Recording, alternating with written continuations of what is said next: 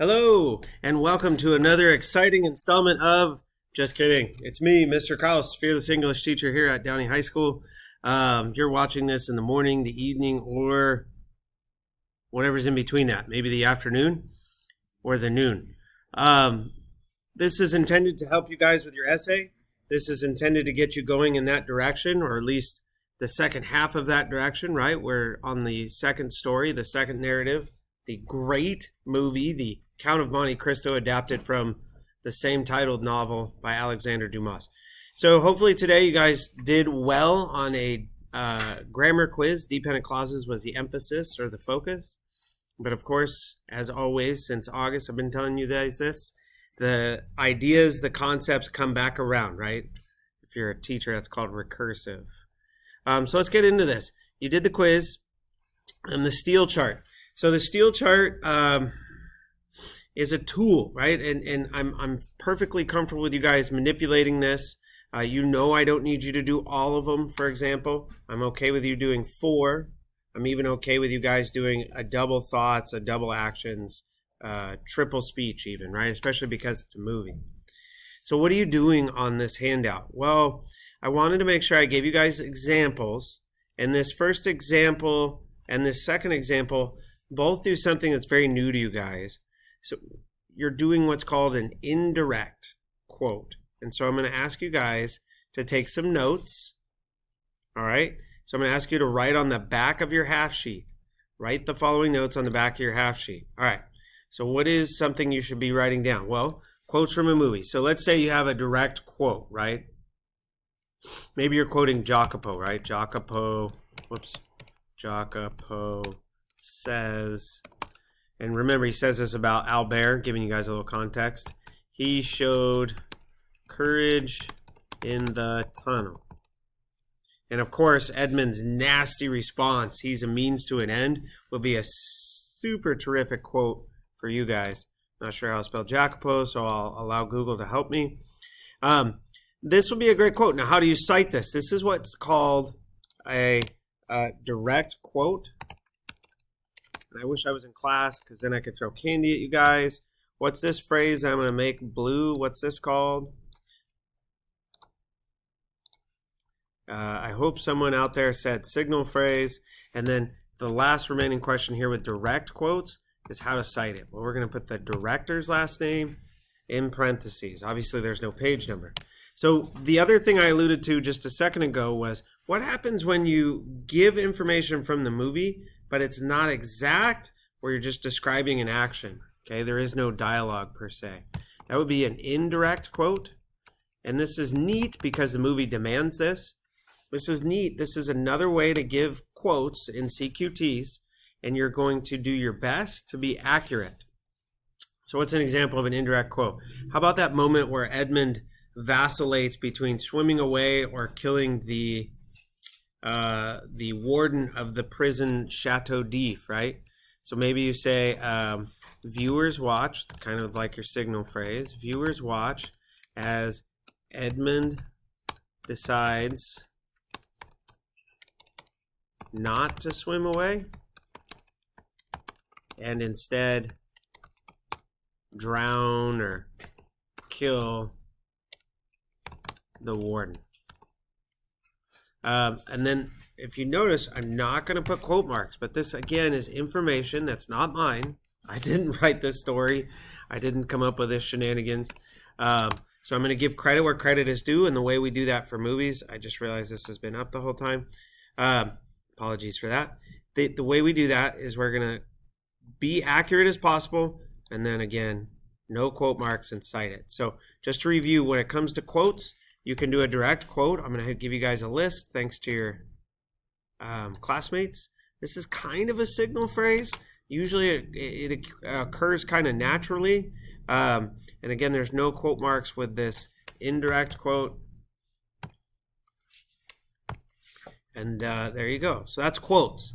I also wanted to review what you guys are going to be doing for the tie-in. I wanted to do a better job of this. So the far right box is called your tie-in, and it's worth double. The first thing you would do is what? It's in your notes. You should have examples. You should have a mantra source CQT. You should restate the quote in your own words, right? Now, it's really important here to note not to do this if you're going to have an indirect quote. In other words, you'd be paraphrasing a paraphrase. That just is silly and redundant, so don't do that. Only restate the quote. Only restate the quote in your own words if it's a direct copying of something Edmund says. Like when he says the one-word sentence, revenge. Remember, the context would be they find that treasure, which is just about as wealthy as any man could ever be in a lifetime. And he says, what do you want to do? And Edmund succinctly responds, revenge. And Jacopo is just freaking out by that, right? How would you paraphrase that one word? Well, that would be tricky. Nevertheless, your tie-in might start with like, here, Edmund, despite all the wealth in his back pocket or on his boat, depending on how you want to say it, despite all the wealth on his boat, can only see a life directed towards getting even with the people that wrong him or the people that betray him, right? Trying to keep it in present tense as I speak. So again, this would be a sentence, you guys, for most of you, unless you're doing the indirect quote. Another sentence that would occur in your writing is the obligatory. Like, this is what you do, this is what we've always been doing. And that's explain how the quote proves, shows, demonstrates the character's trait. That is the real part of this that I've always been looking for and excited to read. A third part's kind of new, and I wish I'd have gone over this. Shame on me. I wish I'd gone over this with your Montresor Cask of Amontillado CQT. The third one is where you connect the trait to, and I'm going to put a capital R here. And again, there's lots of ways to say revenge, you guys. Revenge can be vengeance. You can connect it to retribution. You can connect it to pursuit of justice for oneself, right? Like, isn't that revenge? So it's kind of fun to sort of elaborate or challenge your own lexicon, challenge your own word choice when it comes to the R word, revenge. So what do I mean by that? Okay, well, let me make my font a whole lot smaller, back to whatever size I was working with. What do I mean? So let's just say the trait is happy. And I wish I had done this in the past. Let me try to fix this one last 97th time as I wrap up the video with this idea. The trait is happy. So a happy person would find themselves being envied by others.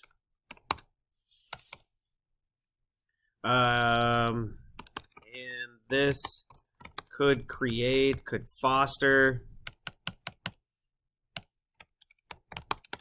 a scenario or an environment. I like scenario. A scenario where people betray the happy person. I mean, right? Like, I've seen that happen. That's shameful, right? Be happy for yourself and do the best with your blah, blah. Stop talking, Mr. Krause. So again, what am I trying to do? I'm trying to connect this idea of happy to the idea of R, right? The revenge. So a happy person would find themselves being envied by others. And this could foster a scenario where people betray the happy person, leading to, I don't know, the necessity, leading to an outcome of revenge. Or, vengeance definitely works here. Vengeance. I don't think I spelled that right. Oh, thanks, Internet. So I really need you guys to take advantage of this opportunity, this time in class, again, to do the tie in the right box. That's where it counts double. Like today, for example, you're going to be doing 4 quotes for 20 points, and then you're going to be doing writing on the right. And what's double 20 points? Well, 40. So what am I looking for? I'm looking for, here's 3 sentences. Let's try to get to a 4th, possibly 5th sentence in your tie-in. And that would be How does it start? What do you do with the last sentence? What's it called? It's called the clincher, right? The therefore this proves Edmund is, in my case, I would write happy, right? In your case, I'm not so sure you'd be being able to divine and explain an argument where Edmund is happy, but prove me wrong. That would be cool. Okay, so to revisit, as I hit the present button, to revisit, you guys are going to be working on this idea, 4 of them in class. 4 of them in class, where you don't necessarily have to copy lines from the story directly, but here's an example. Ferdinand Mondego, no context, right? It's the beginning of the movie, by the way. Proposes Mercedes, the girlfriend of his friend, to have sex with him, saying Edmund will never know. While lusting for a pretty female, I did not paraphrase. This is just, how is this narcissistic? Narcissism is the obsession of self. So how does this guy obsess over himself? While lusting for a pretty female could be normal, one is not supposed to go after a friend's significant other. Since Ferdinand is young and wealthy, he doesn't need to ask Mercedes. There are other girls he could proposition. He does this because he is jealous that she chooses someone else over him. He takes this as disrespect to him. Women should just want him. She should just say yes. And of course, I did not give a clincher. I might even add a sentence. This shows how self-righteous he is, how self-important he thinks he is. Right? All of those things. He just wants to take from someone else to satisfy himself. Maybe it would be a good sentence. So this is kind of what I'm looking for from you guys. Here's an Edmund one. This is looks. Fanatical is when you're crazy about something, right? You're over-the-top fan. The Edmond Dantes, now the Count of Monte Cristo, wears lavish and expensive clothing. Again, I might remind you guys, sort of blue-collar language. He's dressed like a pimp, right? The furry coat thing that he wears, the cane, the giant gold chain. Okay, I said enough. Did I say he has a cane and a giant gold chain? That does rhyme. The expensive clothing reveals how far Dantes, not in past tense, goes in an effort to make a new life for himself. This new look of expensive clothes is, come on, try yourselves out with this academic language. Is not crazy, is extreme, because he uses it to fool the people he wants to get revenge against. It's not him. Maybe it would be a good sentence to add. Again, this one is missing a clincher as well. Also, neither of these have paraphrasing because it's an indirect quote. So hopefully you took notes on direct quote, indirect quote. You also took notes on the far right box, which is the tie-in, which is worth double. The expectation that you complete 4 rows in class is not inconceivable. It's very doable. It's very doable. I'm even going to give you a handout with the quotes if you haven't picked them up already. One last thing to say about this chart. You need 2 on Montresor. You need 2 on Edmund. One of those 2, they have to match. So if you said Edmund was deceiving, then you're going to say Montresor is deceiving, for example. Or thinking. The point is that they have a trait that matches, and you write a CQT that says Edmund is a deceptive character in his story, the Count of Monte Cristo, and you would have a separate CQT where Montresor is deceptive in his short story, the Count. Oh, I got them backwards, but you know what I mean. Write a CQT where the trait matches. Write a CQT where the trait matches. The ones that are different, that's a little more obvious. Okay, with that in mind, guys, I'd like to wrap up this video saying you can do 4 of these and I will hook you up. I am super excited for your opportunity to get started with the last part of this essay. I wish you all the best. Thank you as all for watching, and be sure to keep those notes on hand. I will be looking for them on Friday. I almost forgot. There'll also be a link to this video in case you need to rewatch, pause, rewind any portion of this online. I'll post it on Canvas. Thank you guys. Good luck.